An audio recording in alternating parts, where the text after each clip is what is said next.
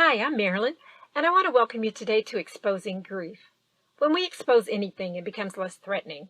To expose loss and grief will provide us with some emotional control.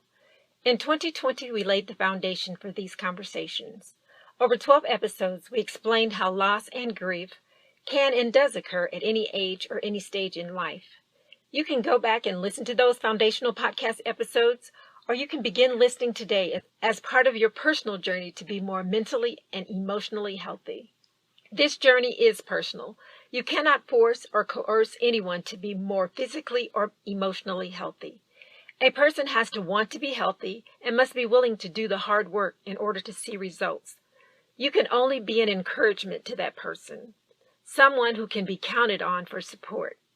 If you're listening to this podcast today, September 12th, 2021, then you are aware that yesterday, September 11th, 2021, was the 20th anniversary of the September 11th, 2001 attack in the United States of America.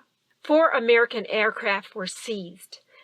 The twin towers of the World Trade Center in New York City were leveled to the ground by aircraft commandeered by those with hatred in their hearts.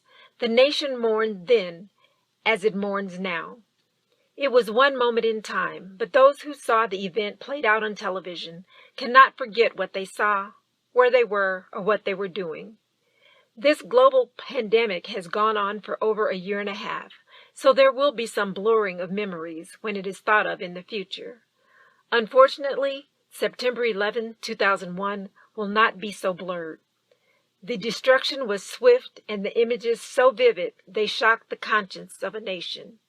Even if you did not know anyone who lived in New York City, the impact was still felt.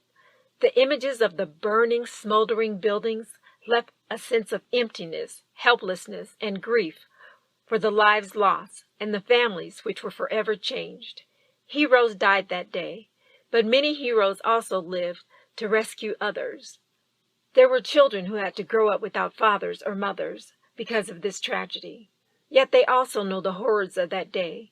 The stories are repeated over and over because of the magnitude of the destruction. Perhaps if the images on the television screens had not been available, then our trauma would be less. Who can really say? We heard the news, we saw the news, we internalized the news. It is certainly possible that as a nation, we have a form of post-traumatic stress because of what we saw and the reports we heard. If that is the case, then we must be gentle with ourselves when this anniversary rolls around each year. It is important that we recognize it is not an everyday occurrence to witness people jumping from buildings and plunging to their deaths. This image is part of what some people have to relive. Had we known in advance what was really going on, perhaps we would have turned our faces away from the images. But by the time the truth of what was happening was realized, it was much too late to undo the damage. If lighting a candle helps you, light a candle. If saying a prayer helps, say a prayer. Take whatever positive steps you can in order to get to the other side of this day of remembrance. For some, it will take a few weeks to move forward again.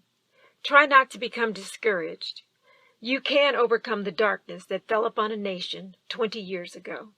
These conversations about loss, grief, and emotional well-being are necessary and perhaps well overdue. Be a part of these important conversations. I want to thank you so much for joining me today. I hope to visit with you next time on Exposing Grief.